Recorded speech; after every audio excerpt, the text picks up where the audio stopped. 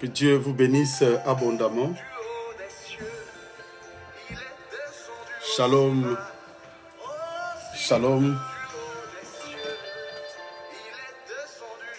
Soyez bénis abondamment.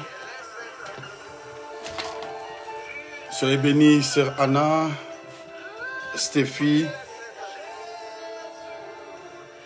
maman Janine, sœur Anna, la sœur Nissia soit bénie. Gloire à notre Dieu. Que le nom de notre grand roi soit béni pour ces moments. Je pense que tout le monde a pu profiter quand même du soleil. Faites-moi encore signe si tout va bien, tu as bénéficié du soleil, tu es sorti ou tu es resté toujours confiné. Fais-moi signe, tu peux me faire signe. Comment la journée s'est passée? Comment la journée s'est passée? Est-ce que tu peux partager avec moi ta journée? Gloire à Dieu. Moi, Janine, comment la journée s'est passée? Stéphie, notre sœur Jeanne Kessi, comment la journée s'est passée? Sœur Nissia, comment le soleil en Guadeloupe? Gloire à Dieu.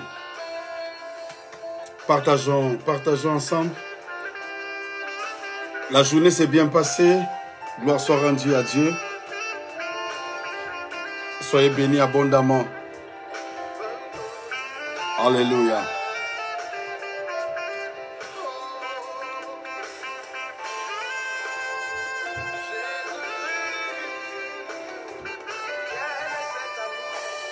Bonsoir ma soeur Lydie Kozena, que Dieu bénisse.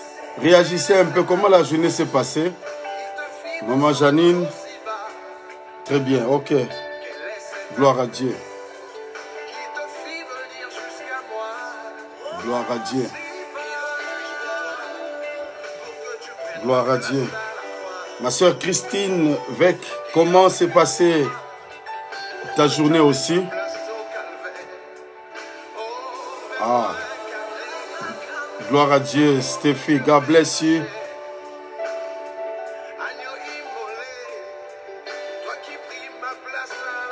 Gloire à Dieu. J'espère que nous allons tous bien, que Dieu nous bénisse abondamment. Alléluia. Il est le Dieu qui est parmi nous. Que Dieu te bénisse, sœur Mireya Doucine.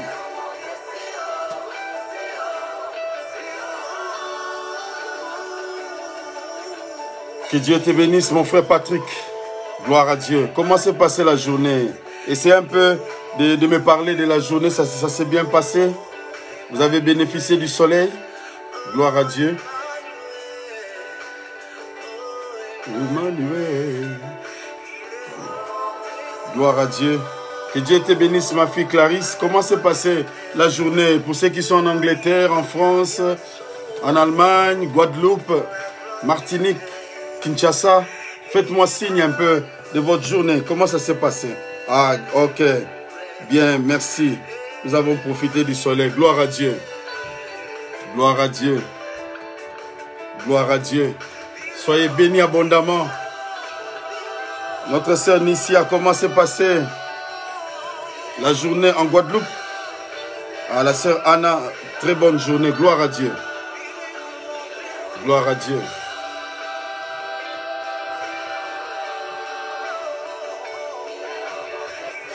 Oh, Jésus-Christ est bon et nous croyons en sa fidélité. Soyez vraiment bénis. Sois béni, mon frère Jacques Dadi Chiba. Comment s'est passée ta journée là-bas en France? Très bonne journée. Clarisse, Dieu te bénisse, ma fille. Alléluia. Encore quelques minutes. Que Dieu te bénisse, ma fille Nadine Kapinga. Notre sœur Ghislaine.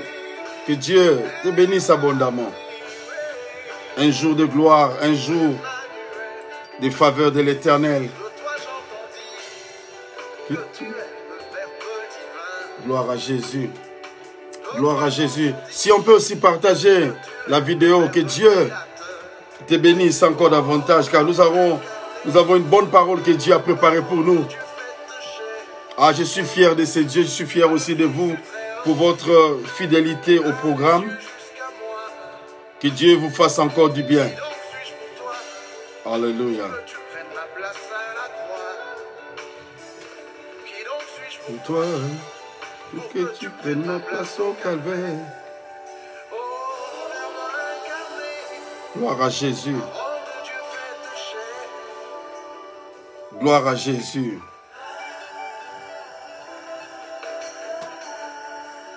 Qu'il soit béni notre Dieu.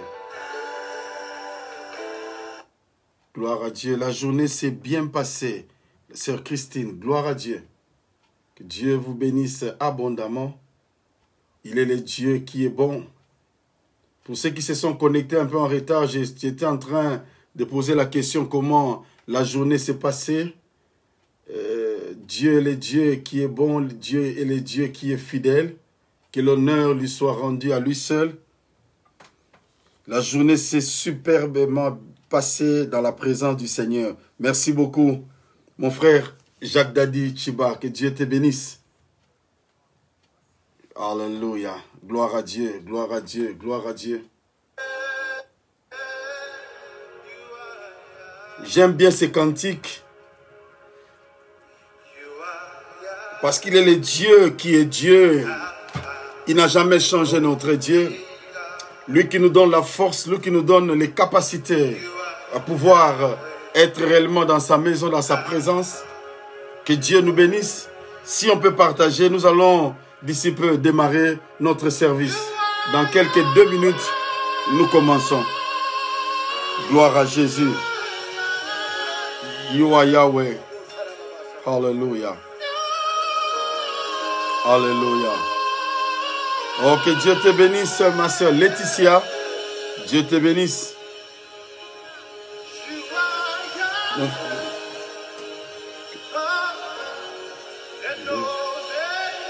Alléluia. Soyez bénis. Sonia, sois bénie. Ah, la journée très bien. C'est passé très bien. Que Dieu te bénisse, notre soeur Mireya Doucine. Dieu est bon. Alléluia. Alléluia.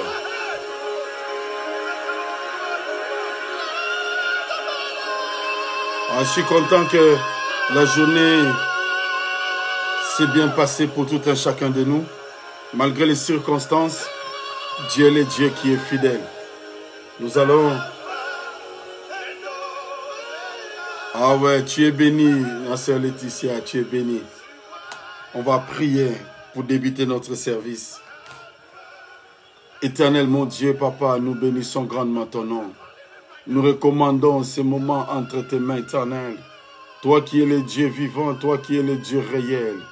Nous t'invitons, Saint-Esprit de Dieu, oriente-nous, parle-nous. Nous avons tellement besoin de toi ce soir. Au nom de Jésus-Christ Nazareth, transforme nos vies, Seigneur. Au nom de Jésus. Que l'homme disparaisse, que toi seul tu paraisses. Au nom de Jésus, nous avons ainsi prié. Amen. Amen. Gloire à Dieu. Gloire à Dieu. Que Dieu nous bénisse abondamment. Lui qui est le Dieu, qui est fidèle. Papa Lombe Ashuya, soyez bénis à partir de Dallas, Texas. Que Dieu vous bénisse beaucoup, très cher papa.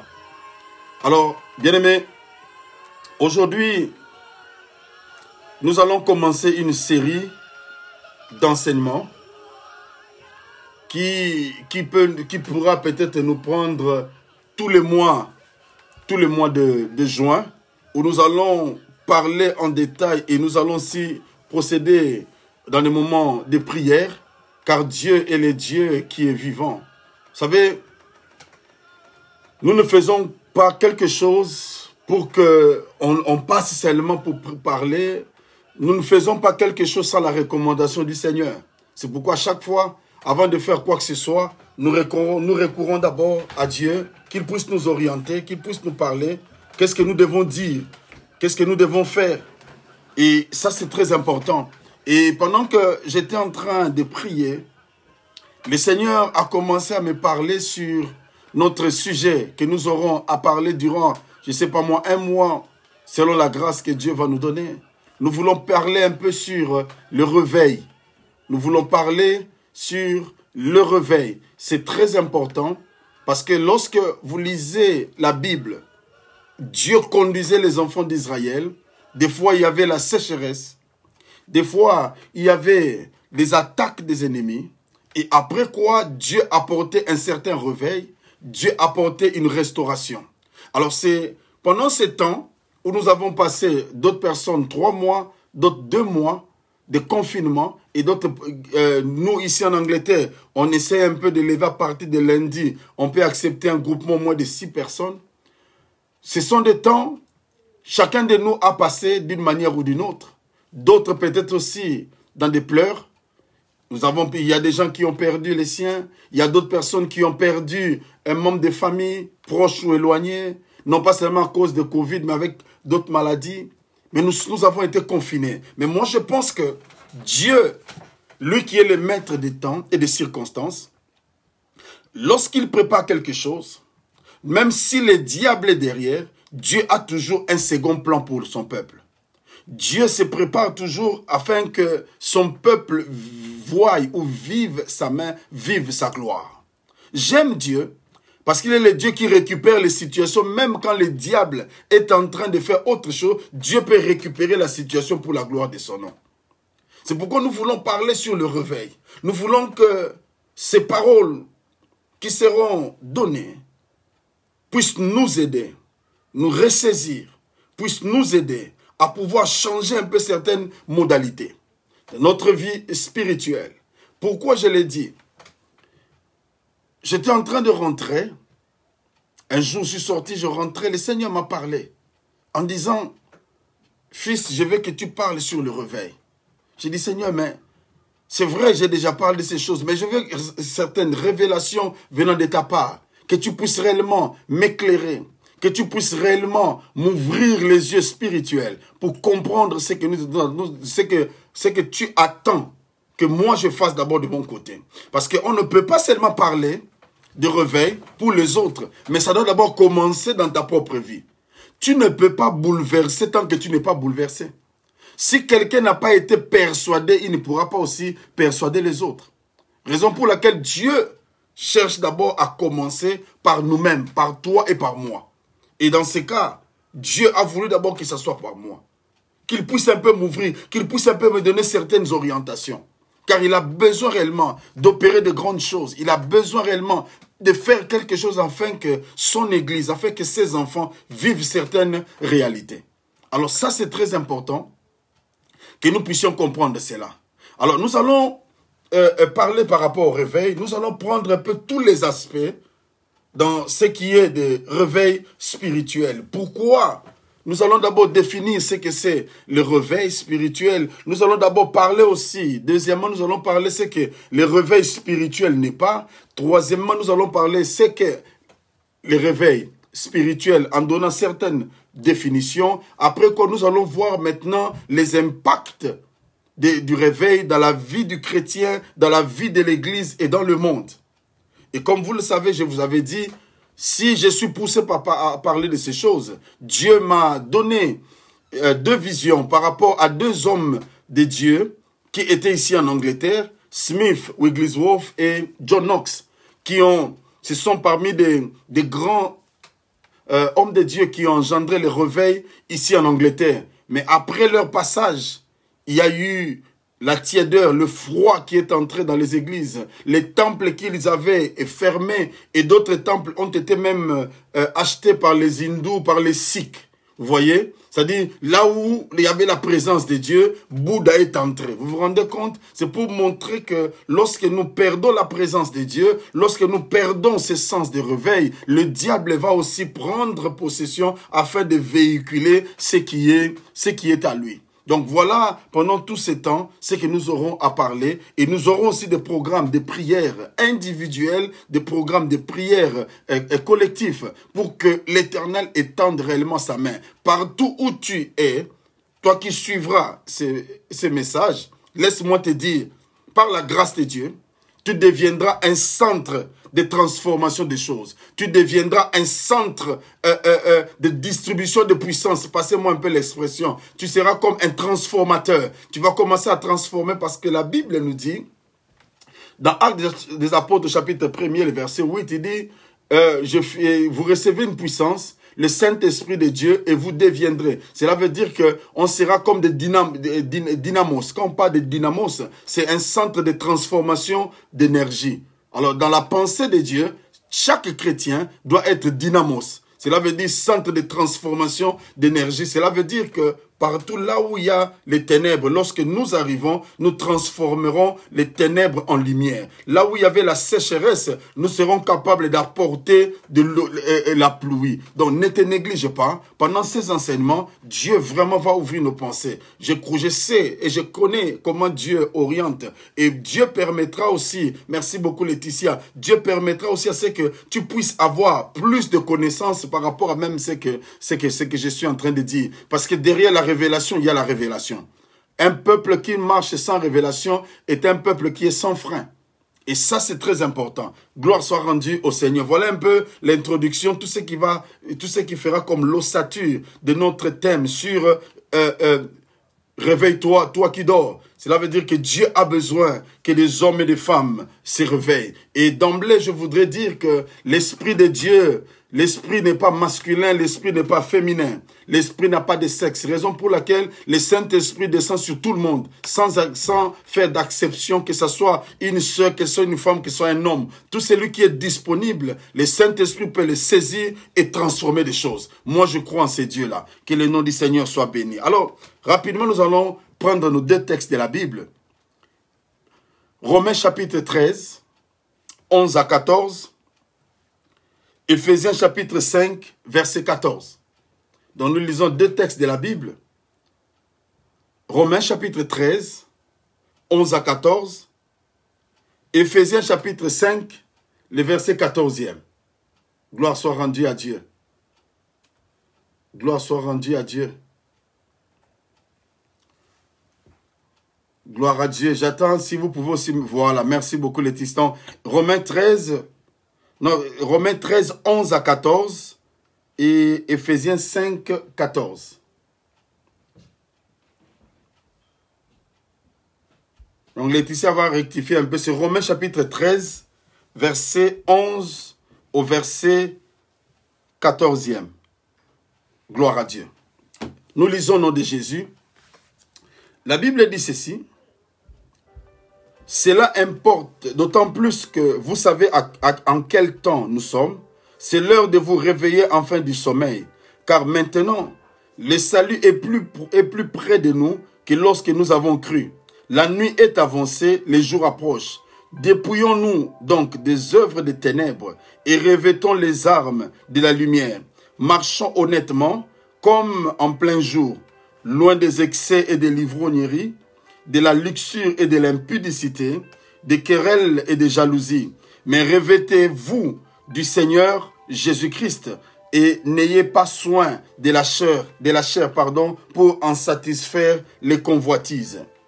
Éphésiens chapitre 5, verset 14. C'est pour cela qu'il est dit, réveille-toi, toi qui dors, relève-toi d'entre les morts et Christ t'éclairera. Gloire à Dieu. Bien-aimés, voici notre texte.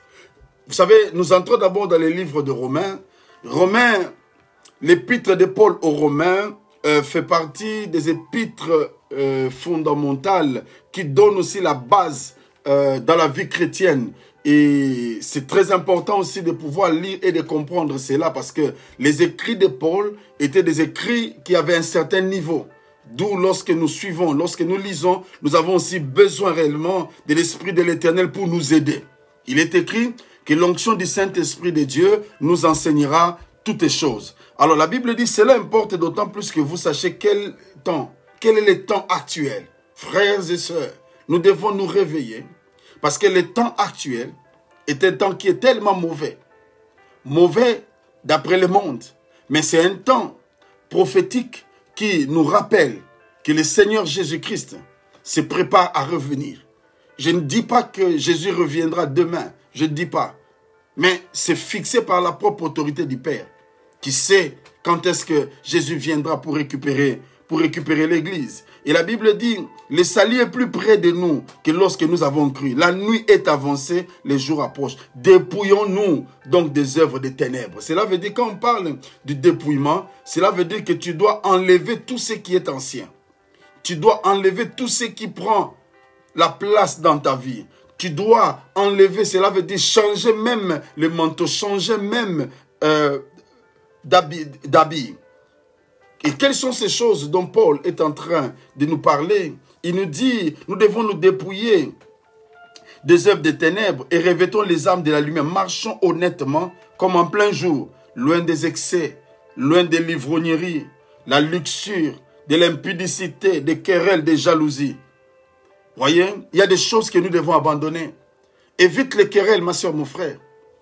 Dans ces moments précis, ce sont des temps où des gens cherchent toujours des problèmes. Des gens qui pourront venir te provoquer. Les gens qui viendront seulement essayer un peu de te nuire parce que au fur et à mesure que tu développes ta communion avec Dieu, le diable n'est pas content. Rappelez-vous de ce que j'ai toujours dit. Au fur et à mesure que Dieu est en train de planifier les choses, Dieu est en train d'arranger les choses, le diable est mécontent. Au fur et à mesure qu'il est en train de perdre le terrain, le diable s'élève, il est mécontent. Mais laisse-moi te dire, ma soeur, mon frère, il sera encore très, très mécontent de ce que Dieu fera dans notre vie. Nous n'allons jamais nous relâcher, nous n'allons jamais abandonner, mais nous serons toujours fermes. Nous serons toujours fermes. Parce qu'un Corinthiens chapitre 15 nous dit toujours de travailler de mieux en mieux. Vous savez, travaillons de mieux en mieux dans l'œuvre du Seigneur. Ne te relâche pas. Peu importe ce que le diable peut faire, continuons toujours à marcher avec le Seigneur. Mais dépouillons-nous, enlevons tout ce qui est d'impudicité, enlevons tout ce qui est de querelles, tout ce qui est de jalousie. Enlevons ces choses dans nos vies. Parce que la nuit est tellement avancée. Parce que le jour du Seigneur est plus proche. C'est pourquoi ceux qui dorment doivent se réveiller. Ceux qui entrent dans la distraction doivent réellement sortir de ces choses parce que le diable est en train de chercher cela. Le diable veut à tout prix t'empêcher d'aller de l'avant, t'empêcher d'être concentré en amenant la distraction. Oh bien-aimé, laisse-moi vous dire une réalité. Lorsque ces choses vont passer, le diable va amener une distraction terrible. Terrible. C'est pourquoi nous devons être préparés. Que ce soit au niveau des maisons, que ce soit au niveau des églises, que ce soit au niveau des... Parce que tout le monde a au moins 2 ou 3 mois en réserve pour commencer à parler. Les gens qui n'avaient plus de fêtes, ils vont commencer à organiser des fêtes. Où les gens viendront pour se saouler, pour se défouler. Il y aura des gens bien aimés. Il y aura tellement de choses que si nous ne prêtons pas attention, on risque d'être emballés dans la distraction. C'est pourquoi Dieu est en train de nous prévenir. Dieu est en train de nous réveiller pour nous dire, ne te relâche pas, accroche-toi, reste attaché à moi, car c'est lui qui est le Dieu qui est vivant. Donc loin des excès, loin des livrogneries, car Dieu n'agrée pas les excès, que ce soit les excès des tables, les excès en tout, Dieu n'approuve pas cela. Et Paul est en train de dire, mais revêtez-vous du Seigneur. Lorsqu'on essaie d'exploiter, quand on dit revêtez-vous, cela veut dire vous devez porter. Il commence d'abord par le dépouillement. Cela veut dire le fait d'enlever. Et après tu dois porter. Mais tu ne portes pas le manteau, mais tu portes le Seigneur. Revêtez-vous du Seigneur. En d'autres termes, les gens doivent voir Jésus par moi. Les gens doivent voir Jésus par toi. C'est une tâche qui est facile, mais qui est aussi difficile. Parce que les gens ont toujours tendance à taquiner les frères et sœurs qui prient. Les gens ont toujours tendance à se moquer des gens qui prient pour essayer un peu de les exaspérer afin que la personne réagisse d'une manière contraire. Nous sommes déjà prévenus. Que Dieu réellement nous garde. Que Dieu réellement nous protège. Préserve-toi toi-même. Ne laisse pas accès au diable. Ne laisse pas le temps aux gens de pouvoir te distraire. Mais il faut revêtir Christ. Cela veut dire porter Christ. Porter Christ, cela veut dire quoi? Cela veut dire tu acceptes l'ignominie. Tu acceptes la honte. Tu acceptes le dépouillement. Tu acceptes toutes choses. Parce que Christ a accepté cela. C'est très important. Enlève tout ce qui faisait ta fierté, tout ce qui t'emmenait dans la réjouissance d'après le monde. Porte maintenant Christ.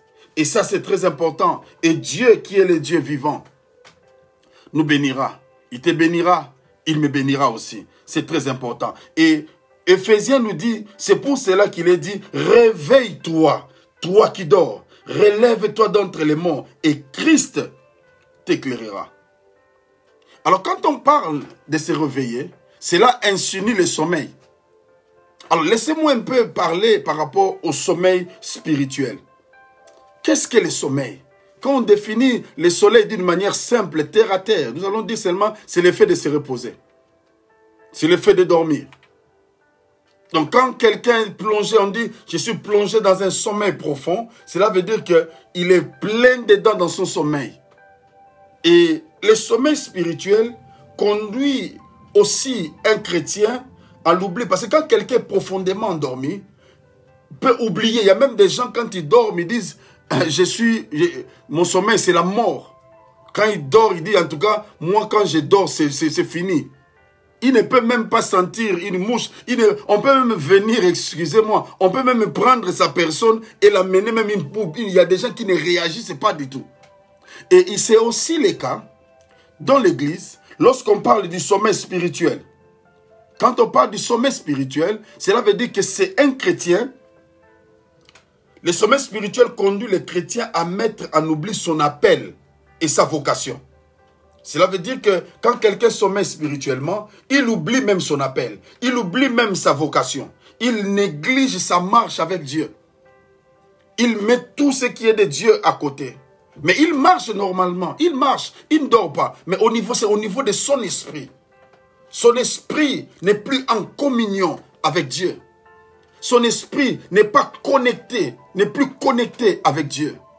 Il n'arrive plus à obtempérer à tout ce que Dieu a dit. Il n'arrive plus à respecter tout ce qui faisait sa gloire, tout ce qui faisait la gloire de Dieu dans sa vie. Quand quelqu'un est plongé dans un sommeil spirituel, il peut aussi venir dans l'église. Mais en venant à l'église, vous allez voir quelqu'un venir à l'église, mais il passe tout son temps dans un sommeil profond. Il y a des gens bien aimés, j'ai vu des gens qui viennent à l'église, mais qui dorment. Lorsqu'on commence le preach, lorsqu'on commence la prédication ou l'enseignement, la personne dort complètement. Complètement. Et ce n'est que lorsque l'enseignement prend fin, qu'elle se réveille. Et vous allez comprendre combien ce sommeil-là a pour rôle de t'empêcher de marcher comme tu marches avec le Seigneur. Le diable ne viendra pas automatiquement nous attaquer, mais il utilise des stratégies. Entre autres, ma soeur, mon frère, c'est le sommeil spirituel. Quand on parle du sommeil spirituel, il met en nous l'oubli du salut que Dieu nous a accordé. Il y a des gens qui commencent même à oublier, il y a des gens qui commencent même à douter. Est-ce que Dieu vraiment m'a sauvé? Est-ce que réellement Dieu a fait ceci dans ma vie? On entre dans un sommeil. Quand on parle du sommeil, le chrétien n'a plus la force pour résister aux convoitises, aux attaques de l'ennemi. Il prie, il vient à l'église, mais les convoitises de la chair prend de la place. Les choses qu'il n'approuvait pas auparavant, mais maintenant il commence à approuver. Il marche par rapport à cela. Ses yeux commencent à envier. Il convoite tout ce qu'il voit. Vous savez, il y a une différence entre apprécier quelque chose et convoiter. Quand on apprécie, on n'a pas besoin de prendre. Mais quand on convoite, on veut que la chose devienne sienne. Et la convoitise, c'est cet art de posséder les choses qui ne t'appartiennent même pas. Et lorsque quelqu'un est mort spirituellement, la convoitise renaît dans son cœur. Il ne peut plus résister aux attaques du diable. Je connais un homme, il y a quelques années passées, on prêchait l'évangile. Mais cet homme m'a dit, pasteur, dans cette ville, là où je vis, la tentation est plus forte que Satan. Je lui pose la question, qu'est-ce que tu veux dire par là? Il me dit, je ne peux pas résister avec toutes ces femmes ici. J'ai dit, mon frère, il faut faire très attention. Il a dit, pasteur, le temps arrivera. Mais vous savez ce qui s'est passé? Il a reconnu le Seigneur le jour où il montait la passerelle pour être déporté. C'était ce jour-là, il a reconnu qu'on ne se moque pas de Dieu. Le sommeil spirituel amène la négligence de ta communion avec Dieu. Quand quelqu'un sommeille spirituellement, qu'est-ce qui se passe? Il y a la négligence de la communion avec Dieu. Et tu commenceras à tolérer ce que le monde t'offre. Parce que le monde a toujours quelque chose en réserve pour nous. Et attend que la personne tombe dans un sommeil spirituel. Et lorsque tu tombes, maintenant, qu'est-ce qui va se passer? Le diable sait que tu n'as plus une communion parfaite avec Dieu. Il commence à te présenter. C'est la loi de l'offre et de la demande. Cela veut dire, comme toi, tu as négligé Dieu, lui vient maintenant t'offrir. Et son offre, ma soeur, mon frère, c'est justement pour essayer de te tuer. Parce qu'en tant que chrétien, nous commençons d'abord par mourir spirituellement. Cela veut dire que nous n'avons plus de communion avec Dieu. Le diable sait qu'il n'y a plus de réseau. Vous savez, vous pouvez être dans un endroit très fermé, il n'y a pas de réseau. Et vous allez même regarder sur le portable, il n'y a plus de réseau. Tu ne peux même pas appeler, personne ne peut t'appeler. Parce que là où tu es, il n'y a plus de réseau. C'est ce que le diable aussi fait. Il va t'amener dans un sommeil pour que tu n'aies plus ces réseaux-là. Que tu ne puisses plus avoir la communion avec Dieu. Juste pour t'enlever de la présence de Dieu. C'est ça, ce qu'on dit. Sommeil spirituel. Et lorsque nous lisons dans la Bible, dans le livre de Proverbes, chapitre 24, versets 30 à 34, aujourd'hui, je suis en train d'introduire pour que chacun de nous ait une notion. D'abord du sommeil. Parce qu'on ne peut pas parler du réveil sans parler du sommeil. Parce qu'on ne peut pas parler seulement du résultat sans parler d'abord des conséquences. On fait d'abord l'analyse du problème et après on porte la solution. C'est comme ça que nous allons procéder. Proverbe chapitre 24, 30 à 34. La Bible dit, j'ai passé près du champ d'un paresseux et près de la vigne d'un homme dépourvu de sens. Et voici, les épines y croissaient partout. Les ronces en couvraient la face et les murs de pierre étaient écroulés. J'ai regardé attentivement et j'ai tiré l'instruction de ce que j'ai vu.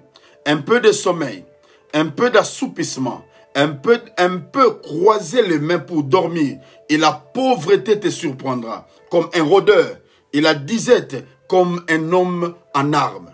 Voilà, bien-aimés, lorsque nous lisons ces passages, nous allons voir que lorsque le sommeil entre, nous allons devenir des paresseux. Et un paresseux, bien-aimé dans le Seigneur, ne pourra jamais récolter. Un paresseux ne récolte pas. Même le Dieu de la Bible est contre la paresse. Il est aussi contre les paresseux. C'est pourquoi dans la vie, je te donne un conseil. Ne te relâche pas. Peu importe les choses qui peuvent arriver dans ta vie, il faut toujours te battre. Ne baisse pas les mains. Peu importe le nom de ton problème, de ta situation, des difficultés, ne relâche pas. Bats-toi. Tu sais, après, il y a toujours une victoire. Derrière toute bataille, il y a toujours une victoire. Soit c'est le diable qui remporte, soit c'est nous. Mais moi, je sais que nous sommes de la race des gens qui ne se fatiguent pas, qui continueront toujours à combattre, qui continueront toujours à marcher. Que Dieu réellement te bénisse. Ne relâche pas. Peut-être que pendant que je suis en train de parler, tu es en train de traverser certaines situations difficiles. Difficiles. Mais laisse-moi te dire, tu en sortiras vainqueur. Ces choses-là ne te tueront pas. Mais Dieu est avec toi. Dieu marche avec toi. La victoire est de ton côté. Tu réussiras. Et la Bible dit, j'ai regardé attentivement, j'ai tiré instruction de ce que j'ai vu. Un peu de sommeil, voyez? Un peu de sommeil. Pas beaucoup. Un peu de sommeil. Un peu d'assoupissement. Un peu croiser les mains pour dormir. Et la pauvreté te surprendra. Bien aimé, quelqu'un qui sommeille spirituellement, la pauvreté sera son partage. Parce que, ma soeur, mon frère, la pauvreté est un esprit qui attaque. Qui attaque qui? Les paresseux. Celui qui ne veille pas. Celui qui dit un peu croiser les mains. Lorsque les déconfinements se passent, Tu te dis non, maintenant je dois un peu me reposer parce que durant le confinement, j'ai trop prié, j'ai trop jeûné, maintenant je dois un peu me relaxer. Bien aimé, à chaque fois, faisons attention avec la passivité. La passivité amène toujours des choses pas trop bien. David, les autres allaient combattre. Lui, il a dit, je voulais dire, l'oisiveté. L'oisiveté. Il était oisif, il était assis. Et c'est alors que le diable va diriger ses yeux vers une femme qui s'est lavée. Faisons attention, ma soeur, mon frère. L'oisiveté n'est pas une bonne chose. La paresse n'est pas une bonne chose. Un peu croiser les mains, un peu de repos. Et la pauvreté te surprendra. Alors quand quelqu'un sommeille spirituellement, la pauvreté va le surprendre.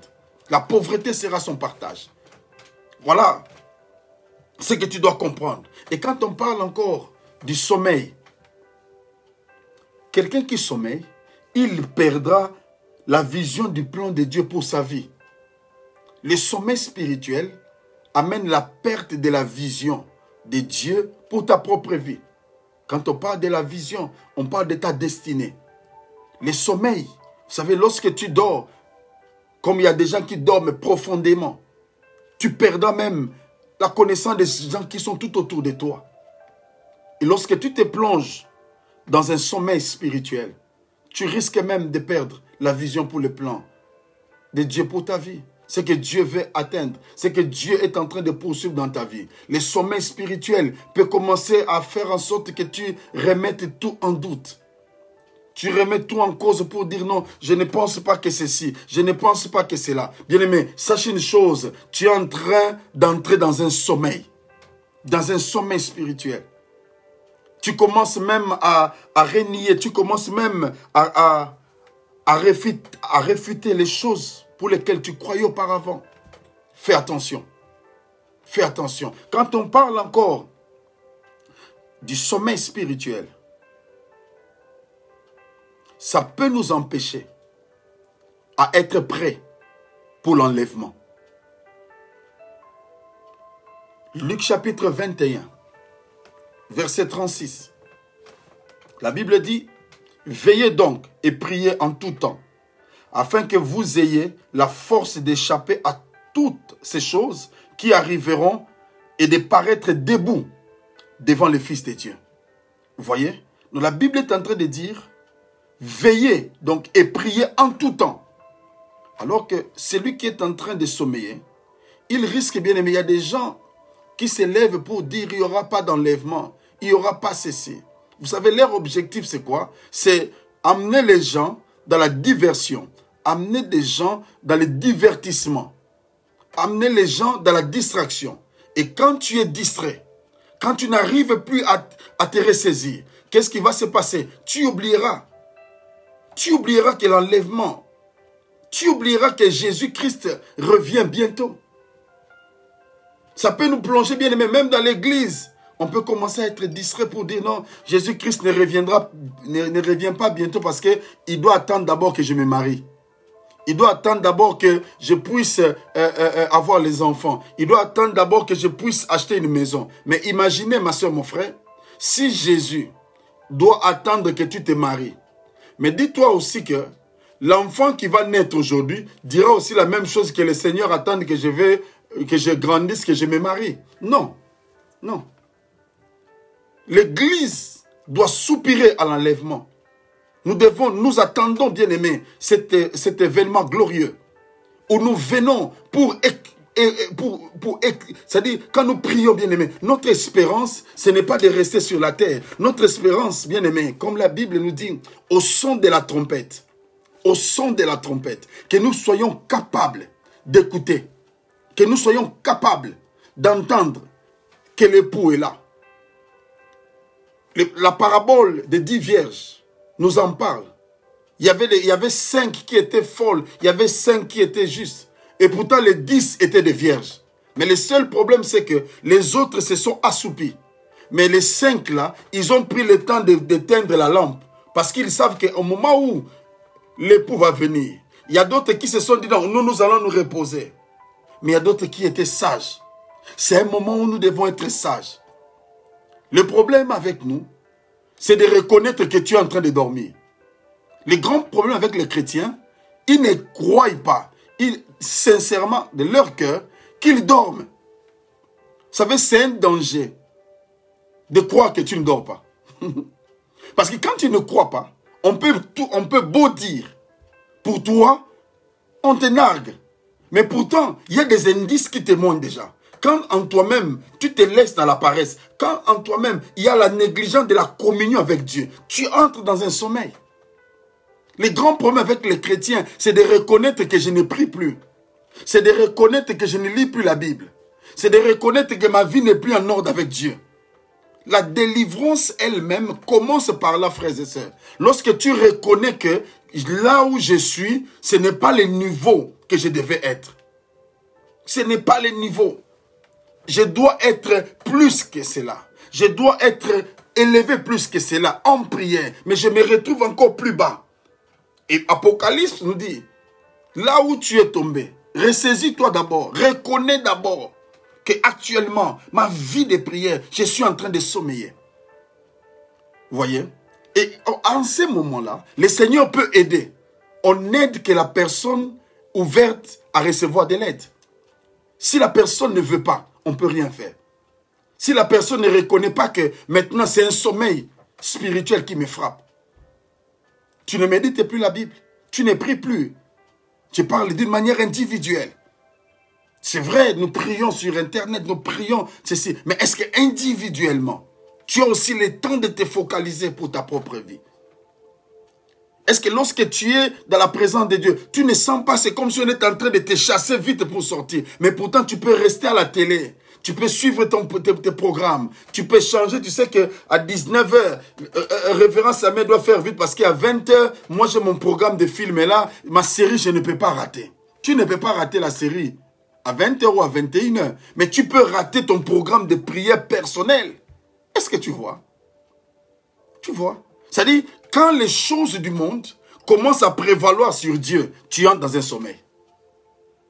Quand l'amour pour Dieu diminue au profit des choses du monde, cela veut dire que le monde t'a offert quelque chose. Et lorsque tu l'acceptes, automatiquement, c'est le sommeil. Et tu verras, par exemple, tu es en train de suivre tes séries, il est 23 h. Maintenant, il faut prier, tu sens déjà la fatigue. Ton corps ne répond plus. Tu fais seulement 2 minutes. Seigneur, je te rends grâce. Et même, tu sais quand tu commences. Mais tu ne sais pas quand est-ce que tu termines. Tu te retrouves déjà sous ta couette. Et le matin, tu dis, oh, mon Dieu, j'étais en train de prier. Mais comment je me suis retrouvé? Ah, Dieu, tu me comprends. Et tu te réveilles vite, vite. Et il y a des gens même qui prient même chemin faisant. Parce qu'à la maison, il n'a pas le temps. Bien aimé, ce sont des pièges du diable. Nous devons faire très attention. Nous devons faire très attention. Et la Bible nous dit, veillez donc et priez en tout temps, afin que vous ayez la force d'échapper. Vous comprenez? Et il y a des gens qui prient, Seigneur, donne-moi la force d'échapper. Non, cette force ne viendra si et seulement si tu veilles et tu pries. Quand tu veilles et tu pries, c'est alors que la force, comme nous dit la Bible, veillez donc et priez en tout temps, afin que vous ayez la force d'échapper à toutes ces choses qui arriveront. Seigneur, donne-moi la force, donne-moi la force. Non. Prie, veille et tu auras la force. Parce que la Bible nous dit, aucune tentation ne peut arriver que cela soit au-delà de nos forces. C'est-à-dire, Dieu te connaît, Dieu connaît tes limites. Il ne permettra pas que tu sois tenté au-delà. Raison pour laquelle, ma soeur, mon frère, tu dois apprendre à t'arrêter ce soir. Ta vie, elle est où? Ta communion avec Dieu. Ta communion avec Dieu. Lorsque le péché entre, automatiquement, ça nous étouffe. Dieu venait chaque soir parler à Adam et à Ève. Comme d'habitude, quand il venait, il appelait Adam. Adam était là, je me voici. Pour passer un peu du temps avec Adam et Ève. Recevoir un peu le rapport, comment se comportaient les animaux. Est-ce que tu as veillé sur ça? Il est en train de rendre compte à Dieu. Mais un jour, Dieu vient, comme d'habitude le soir. Vous savez, Dieu est omniprésent, omnipotent, omniscient. Il connaît tout. Il est là, il voit tout. Mais il vient, il appelle Adam. Adam, où es-tu? Adam dit, j'ai entendu ta voix, je me suis caché. Vous savez pourquoi? Parce que Il est entré directement dans un sommeil. Le péché a empêché cette communion parce qu'il voyait sa nudité. Et pourtant, lorsque Dieu les a créés, Dieu ne les a pas revêtis d'habits. Mais ce n'est qu'après le péché, lorsqu'ils ont perdu la gloire, Dieu pose la question, où es-tu? Ma soeur, mon frère, Dieu te pose la question, où es-tu? Est-ce que tu es déjà dans ce sommeil? Tu as perdu le goût des choses de Dieu. Tu as perdu le goût de la sanctification. As-tu perdu le goût de la vie de prière? As-tu perdu ce désir-là que tu avais de chercher Dieu de tout ton cœur? Le diable, qu'est-ce que le diable t'a offert? Quelle est l'offre du diable? C'est la télé. Quelle est l'offre du diable? C'est une fiancée, c'est un fiancé. Quelle est l'offre du diable qui t'empêche maintenant d'entrer, de te réveiller? Paul dit, qui me séparera de l'amour de Dieu manifesté en Jésus? Serait-ce la tribulation? Serait-ce la nudité? Serait-ce la mort? Il dit à lui-même, non, rien ne me séparera de l'amour de Dieu. Moi, je ne suis pas venu pour te condamner, mais je suis venu pour te réveiller. Pour te réveiller, pour te dire qu'il y a une possibilité que les choses changent dans ta vie. C'est pourquoi Ephésiens 5, 14 nous a recommandé en disant, réveille-toi, toi qui dors. Je viens aussi te dire, réveille-toi. Ne te laisse pas emballer. Ne te laisse pas dans la paresse. Ta communion avec Dieu, restaure cela. Relève-toi, car Dieu a besoin de toi. Relève-toi. Et aujourd'hui, tu dois faire un choix. Tu dois faire un choix. Car Dieu a besoin de toi. Dieu veut que ce soir, que tu te réveilles. Réveille-toi. Regarde là où tu es.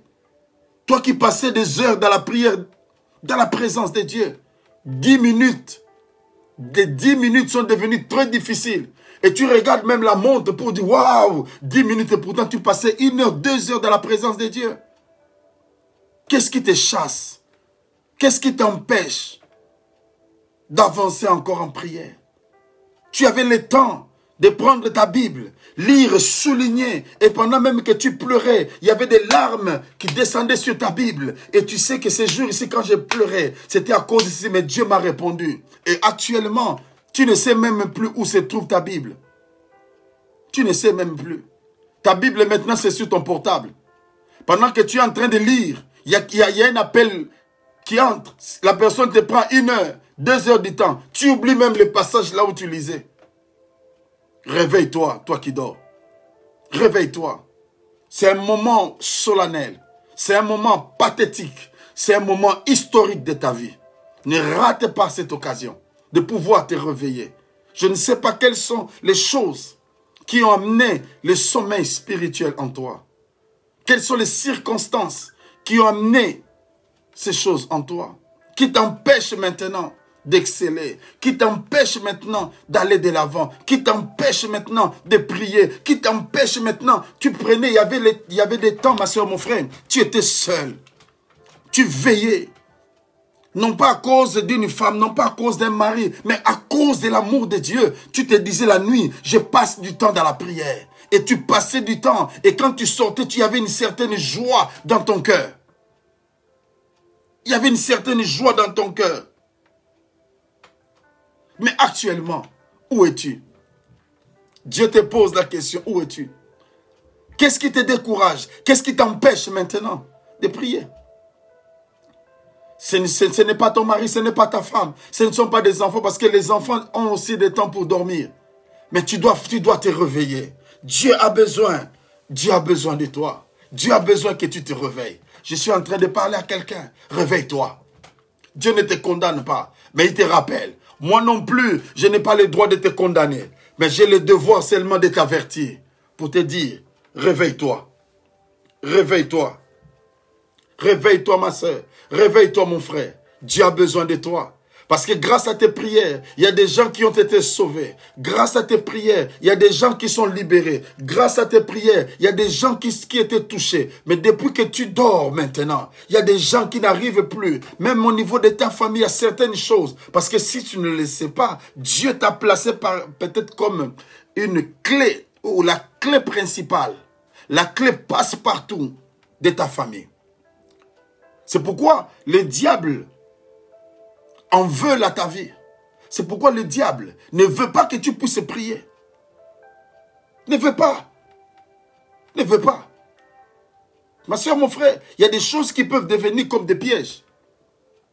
Je peux te donner un exemple. En toi-même, tu t'étais dit, moi les dimanches, c'est pour Dieu. Moi les dimanches, c'est pour Dieu.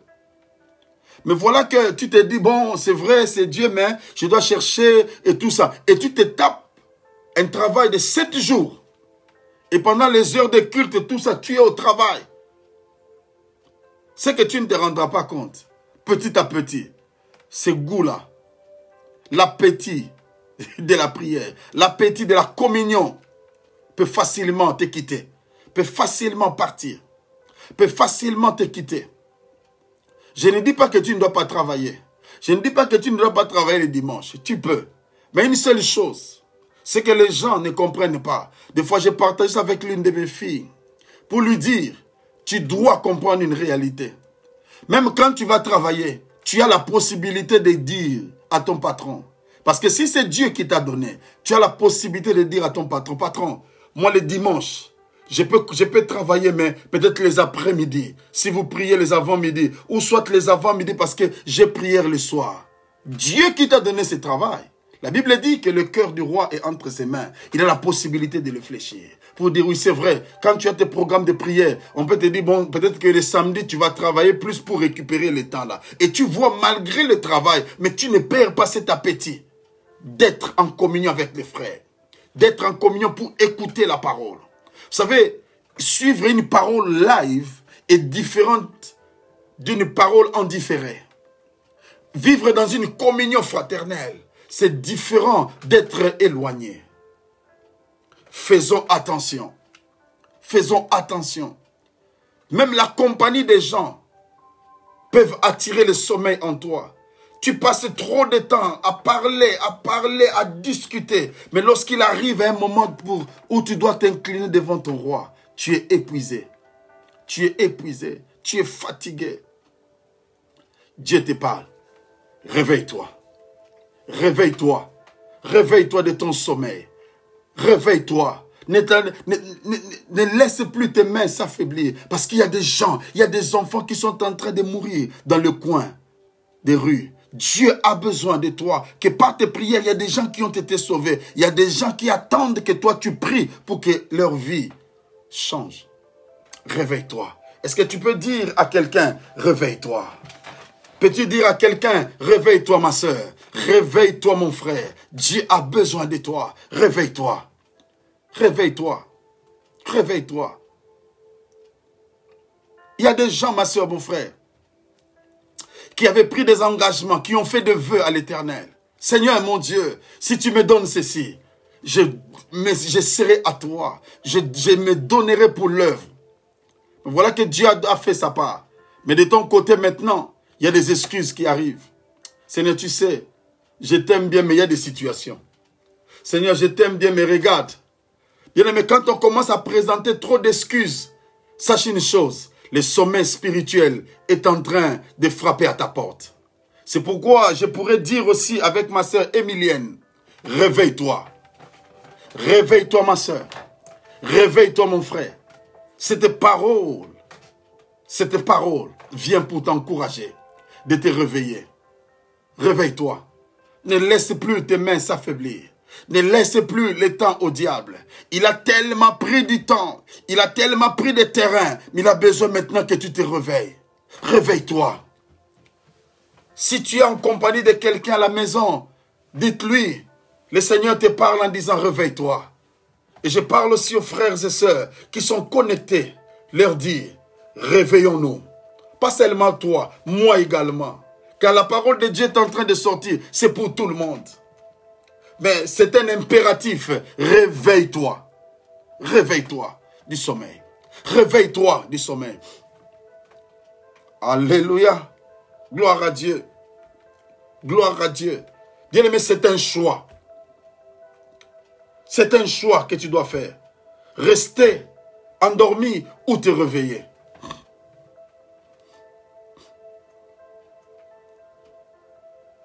Alléluia. Alléluia. Il est le Dieu bon. Ce n'est pas demain. Ce n'est pas demain, c'est maintenant. C'est maintenant.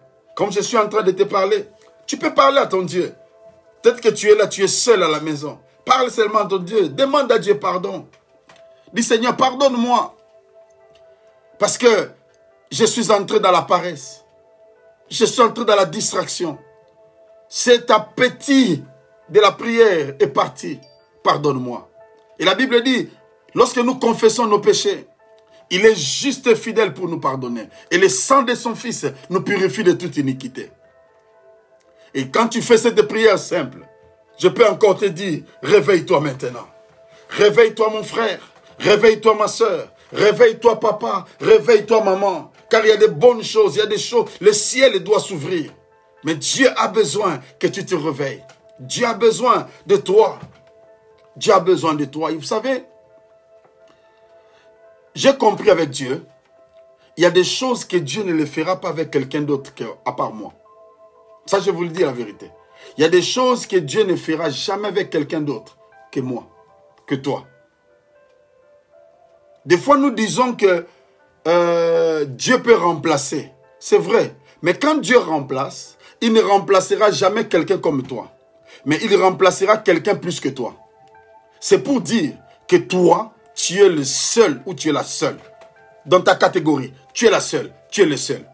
C'est pourquoi Dieu te dit, réveille-toi du sommeil. Réveille-toi du sommeil. Tu as trop longtemps dormi. Tu t'es fatigué. Tu t'es donné beaucoup d'excuses.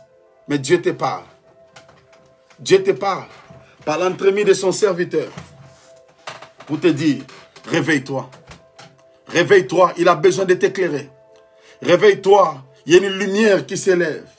Réveille-toi, parce qu'il a besoin de toi. Il a besoin de changer des choses dans ta vie. Il a besoin de se manifester. Il a besoin de t'utiliser. Il a besoin d'accomplir des choses. Mais il ne trouve personne. Dieu cherche, mais il ne trouve personne. Dieu est en train de chercher une sœur. Dieu est en train de localiser un frère. Parce qu'il y a des gens dans la vie. J'ai compris, ma soeur, mon frère. À cause de ta beauté, il y a des gens qui ne t'écouteront que parce que tu es beau.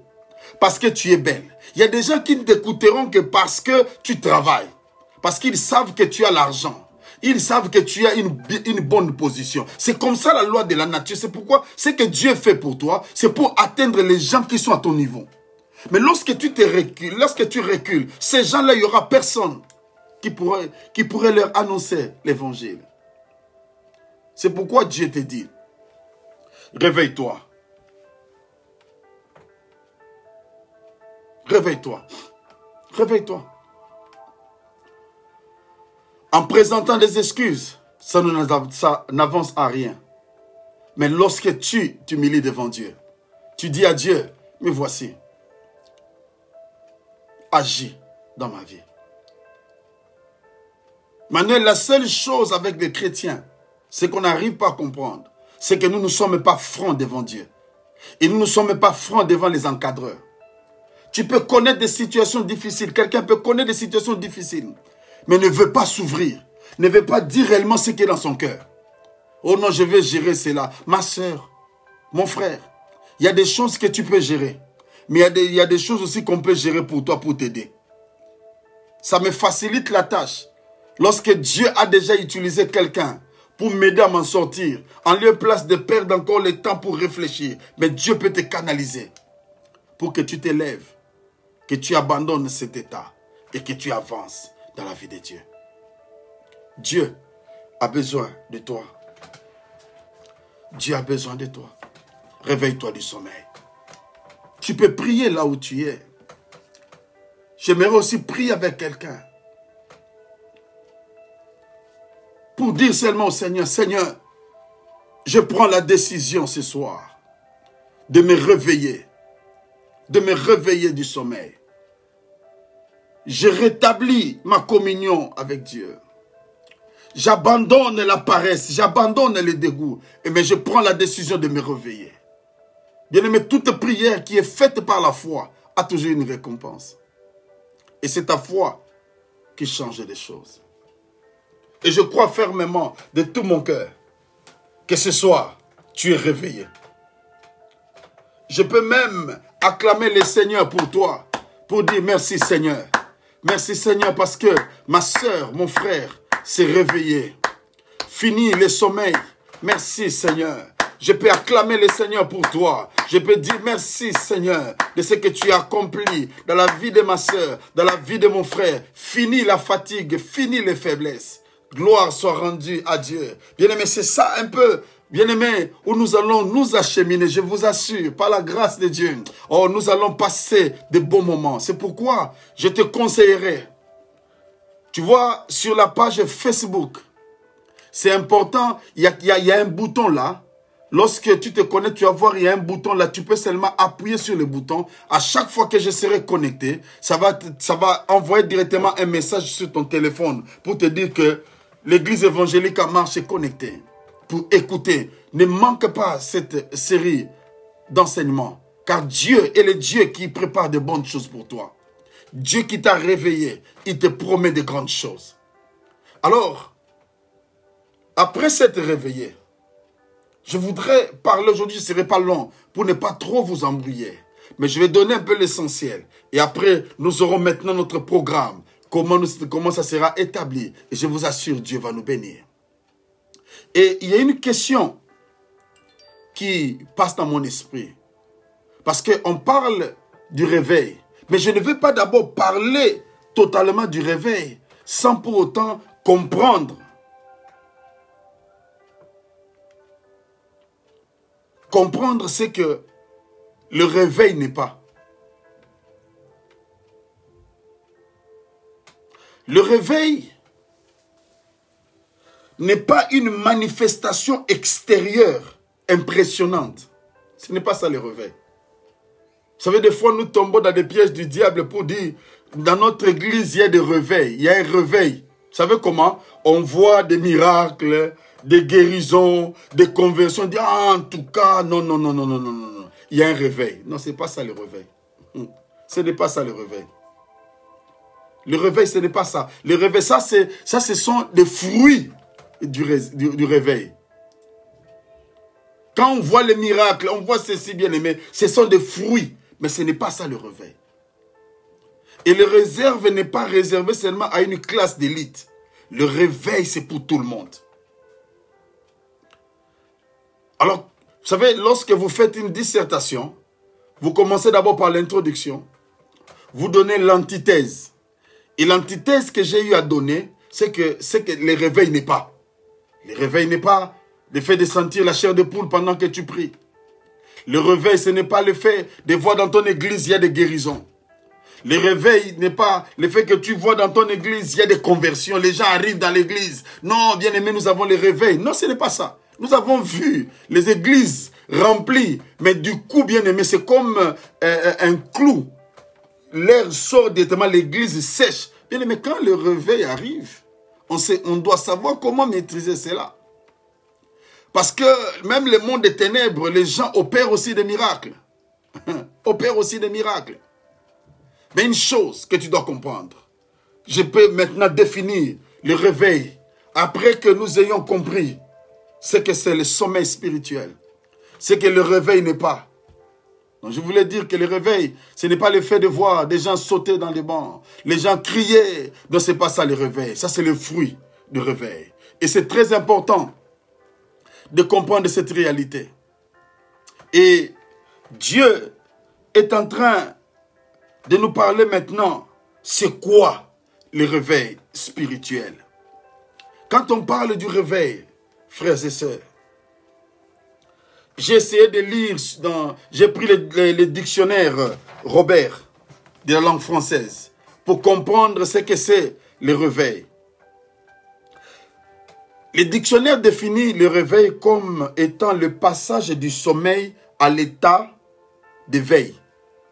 Donc quand quelqu'un passe du sommeil à l'état d'éveil, c'est ça le réveil. Donc là, nous comprenons que le réveil d'abord, c'est du point de vue individuel. Et la deuxième définition du réveil, le réveil, c'est la cessation de l'anesthésie ou du coma. Donc quand quelqu'un est réveillé, un exemple simple, on dit toujours qu'il est réveillé du coma. Cela veut dire qu'il était plongé. Il n'était plus maître de sa vie. Il n'était plus maître de son corps. Il ne pouvait plus contrôler les choses. Et il est entré dans le coma. Comme les gens disent, il y a des comas artificiels, il y a des comas ceci. Mais le seul problème, c'est que la personne n'a plus le contrôle, n'a plus le droit de se réveiller lui-même. On doit encore utiliser des médicaments ou des gaz pour le réveiller.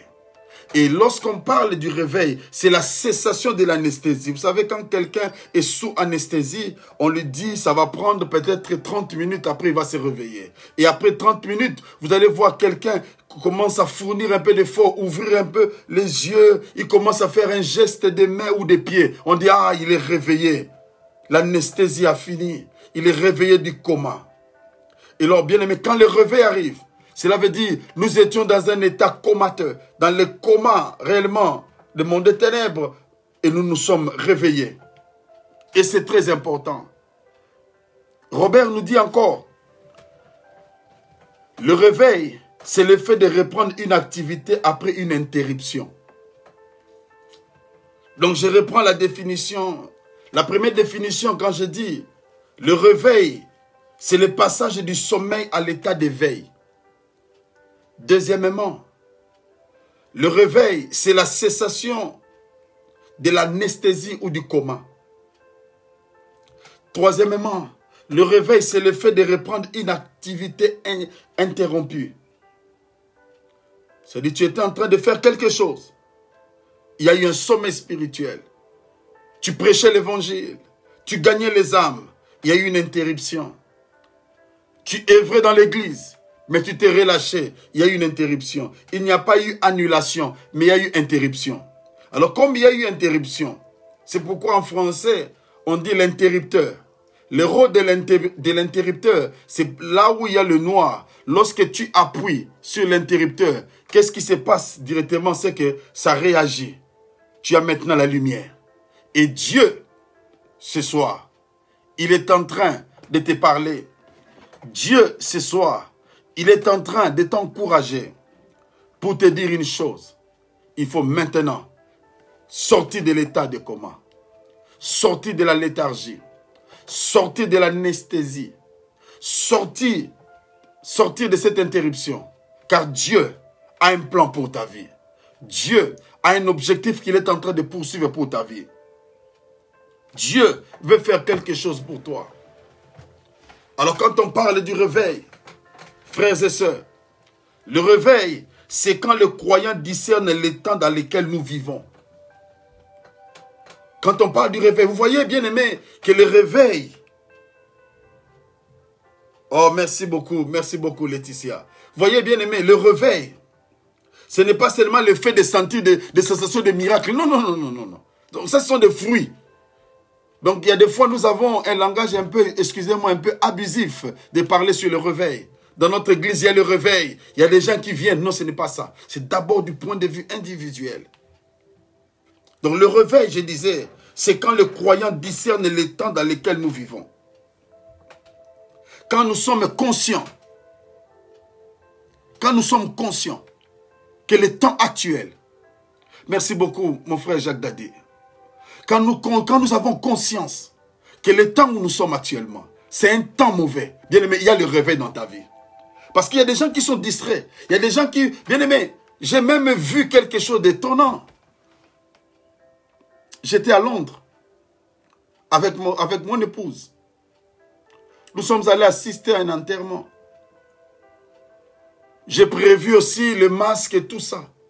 Mais j'ai vu des gens qui n'ont même pas respecté la distance. Collés comme tout. Sans masque. Sans masque. Ouais. Ils n'ont pas respecté le social distancing. Non, at all. Mais lorsque quelqu'un comprend les dangers, il y a un réveil. Quand quelqu'un comprend que là où je vis, il y a des voleurs, il met des mesures de sécurité dans sa porte. Il sécurise les fenêtres. Parce qu'il sait qu'il y a un danger. Bien aimé, lorsque tu prends conscience que le temps est mauvais, ah bien aimé, sache une chose, que tu comprends que le réveil arrive dans ta vie. Parce que le réveil n'est pas collectif seulement, mais le réveil doit être d'abord individuel. Parce que Dieu peut commencer avec une personne. Un jour, il y avait un homme de Dieu aux États-Unis qui répondait au nom de El Moody. El Moody, il s'est arrêté dans une station. Et pendant qu'il s'arrêtait, il y avait des miracles qui s'opéraient. Il y avait un monsieur qui pose la question à une dame, mais pourquoi les gens sont en train de crier? Il dit non, il y a El Moody qui est là. Cela veut dire qu'une seule personne, toi ma soeur, toi mon frère qui me suit, Dieu peut se servir de toi. Dieu peut se servir de toi pour apporter le réveil. En commençant d'abord par toi-même, Dieu veut réveiller d'abord ton esprit. Dieu veut réveiller ton esprit. De ne plus rester dans la distraction. Jésus a dit dans Luc chapitre 21, verset 36, vous allez comprendre que nous sommes en train de lire réellement beaucoup plus de la parole de Dieu pour nous permettre de comprendre cela. Que Dieu te bénisse, homme de Dieu, pasteur Honoré. Luc chapitre 21, verset 36 nous dit, « Veillez donc et priez en tout temps, afin que vous ayez de la force, afin que vous ayez la force d'échapper à toutes ces choses qui arriveront, et de paraître debout, réveillés, non pas endormis, de paraître debout devant le Fils de l'homme. » Vous comprenez? Donc le réveil, ma soeur, mon frère, c'est lorsque nous avons conscience de ces choses. Le réveil, c'est quand on est conscient de son besoin spirituel. Quand tu as un besoin spirituel, il y a des gens à tout moment qui sont là. Ils ont toujours des questions à poser. C'est comme si ils sont insatiables. Ils ont toujours besoin de lire. Lorsqu'ils rencontrent un homme de Dieu, il est content d'écouter un peu. Il y a des questions dans la Bible qu'il n'a jamais compris. Il ouvre la Bible. Des questions non comprises qui sont restées entre guillemets. Il ouvre la parole. Homme de Dieu, est-ce que tu ne peux pas m'expliquer ces choses? Et lorsqu'il reçoit cette révélation, sa vie change. Vous voyez, la personne, il est tellement contente. Non pas parce qu'il a eu l'argent, mais c'était soif. C'est quand on est conscient de son besoin spirituel. J'ai besoin de l'aide. J'ai besoin de la prière. Homme de Dieu, est-ce que tu ne peux pas prier pour moi? J'ai besoin du feu pour la prière. Je n'ai pas seulement pour les besoins du feu, mais pour ma propre vie. Cette conscience-là.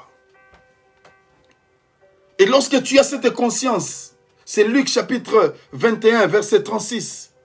Notre sœur Sophie. Et ça, c'est très important. J'ai un besoin. Je suis conscient de mon besoin spirituel. Vous savez, tu ne dois pas seulement t'arrêter dans ces besoins, mais ce que tu dois faire aussi, c'est que tu dois désirer changer et progresser. Après avoir manifesté les désirs, tu dois aussi avoir le désir de changer. Parce que la Bible, lorsqu'elle nous parle, lorsqu'on dit que vous connaîtrez la vérité vous affranchira. En d'autres termes, la Bible veut seulement nous dire qu'il y a une ignorance dans notre vie. Mais la seule manière d'abandonner l'ignorance, c'est de croire à la vérité. Quand tu crois, vous savez, lorsqu'on grandissait, on était encore enfant, on nous disait 1 plus 1 égale 2. 1 moins 2, c'est impossible. Donc, facilement, quelqu'un pouvait retenir que 1 moins 2, c'est impossible. Parce qu'on était encore enfant. Mais en grandissant, nous avons compris que 1 moins 2 égale à moins 1. Qu'est-ce qui a fait cela? C'est le désir d'apprendre avec l'âge et de changer. Que 1 moins 2 n'est plus impossible, égal à moins 1. Et c'est pareil aussi lorsque tu as soif de ce réveil-là, tu dois désirer réellement, être conscient de cela. Que Dieu, j'ai besoin d'apprendre. Dans la vie de Dieu, dans la vie du Seigneur, ma soeur, mon frère, nous apprenons tous les jours. Tous les jours. Même moi, j'apprends. J'apprends toujours. Et j'apprendrai toujours. Ce ne sont que des morts qui n'apprennent plus. Mais en tant que chrétiens, nous sommes appelés toujours à apprendre. Nous sommes appelés toujours à apprendre. Et en parlant de ces choses, bien aimés dans le Seigneur, ne t'étonne même pas qu'il peut y avoir même des gens qui pourront aussi même commencer à insulter parce que les diables n'aiment pas qu'on parle de ces choses. Les diables n'aiment pas. Quand on parle du réveil, les diables est mécontent. Et mécontent. Mais gloire soit rendue à Dieu. Parce que toi, tu m'écoutes. Toi, tu m'écoutes. La Bible nous dit,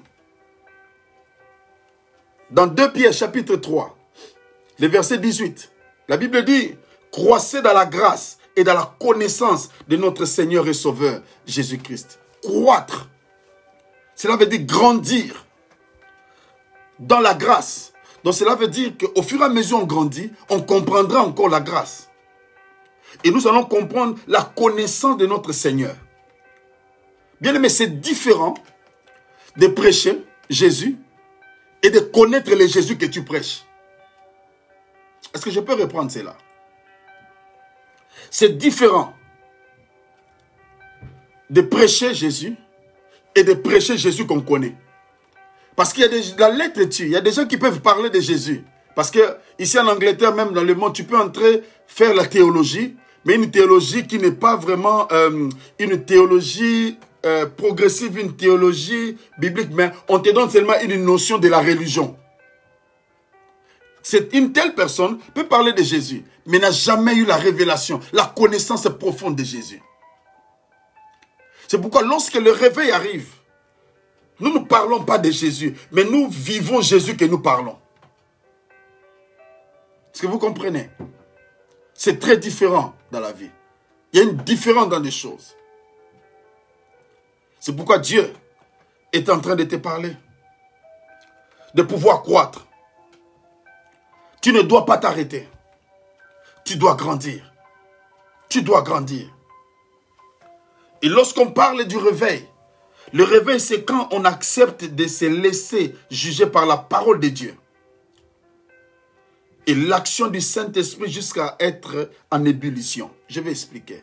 Lorsqu'une personne accepte de se laisser juger par la parole de Dieu, cela veut dire, tout ce que tu faisais auparavant, tu comprends maintenant que la parole est contre cela.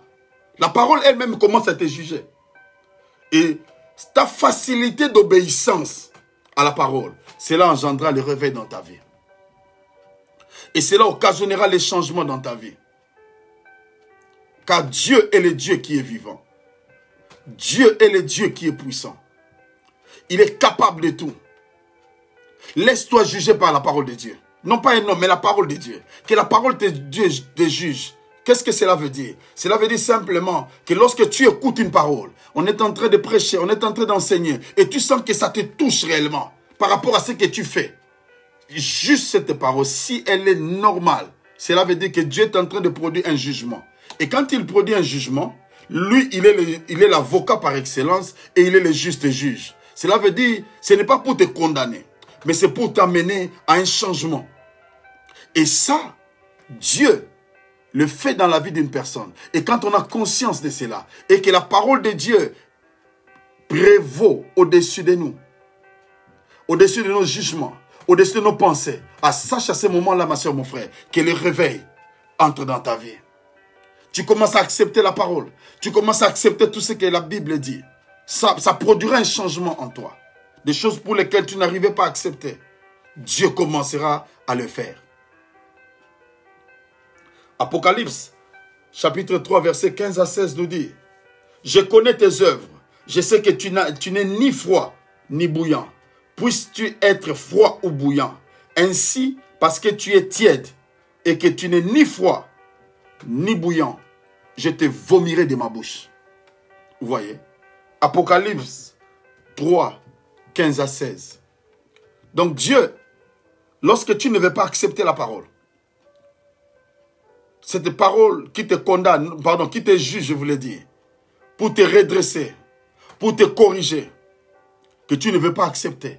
Dieu te dit, si tu n'es ni froid, ni bouillant, je te vomirai. Je ne pense pas que tu veux être vomi par Dieu. Aujourd'hui, ma soeur, mon frère, je ne voudrais pas être long. Je veux que chacun de nous prenne le temps de pouvoir digérer la parole de Dieu. Nous allons continuer cet enseignement. Et je te convie à ne pas rater. Je ne vais pas aller vite, mais je vais aller doucement, afin que chacun de nous comprenne. Donc aujourd'hui, c'était l'introduction où je parlais du sommeil spirituel, où je parlais sur l'antithèse, c'est que le réveil n'est pas. Je parlais sur le réveil, quelques définitions par rapport au réveil. C'est là où nous nous sommes arrêtés. J'ai vraiment beaucoup plus de définitions, mais je vais continuer cela. Je voudrais simplement m'arrêter là pour encourager quelqu'un. Nous voulons prier le Seigneur. Je sais que tu es resté dans la soif, mais nous allons continuer. Je vous promets, s'il me faudrait être là tous les jours, tous les soirs, je le serai. Je le ferai par la grâce de Dieu pour que quelque chose se produise dans ta vie. Nous avons déjà prié pour repentir. Maintenant, tu vas prier, te laisser entre les mains du Seigneur. Dire au Seigneur, j'ai besoin de toi. J'ai besoin que tu m'assistes dans ce nouvel élan dans ma vie. Au nom de Jésus, élevons ensemble nos voix et prions le Seigneur. Alléluia.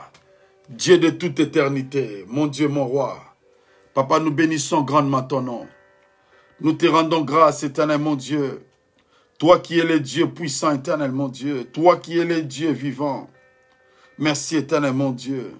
Merci, éternel mon Dieu de gloire, d'avoir permis ce moment de partage, d'introduction, Seigneur, sur ces grands thèmes. Réveille-toi, toi qui dors. Père, nous avons besoin de capacités qui viennent de toi. Nous avons besoin de ta grâce. Bénis tout un chacun de nous, éternel mon Dieu de gloire. Yahweh qui était connecté, même ceux qui vont suivre les messages d'une manière indifférée. Bénis ces instants éternels. Que nos vies soient bénies, Seigneur. Que l'église, que ma sœur en bénéficie, éternel mon Dieu. Comme je l'avais dit, que l'homme disparaisse, que toi seul tu paraisses. Nous avons besoin de toi. Il est écrit que ton onction nous enseignera toutes choses. Au nom de Jésus-Christ Nazareth, nous avons ainsi prié et nous disons Amen. Amen. Gloire soit rendue à notre Dieu. Que Dieu nous bénisse abondamment. N'oubliez pas, rendez-vous demain matin à partir de 5h heure de Londres en prière. Et nous allons nous retrouver le dimanche à partir de 10h juste heure de Londres pour continuer sur notre enseignement. Peut-être que vous allez remarquer que le révérend Samuel n'est pas trop bouillant parce que nous avons besoin que chacun de nous puisse réellement comprendre le message et que cela porte réellement des fruits.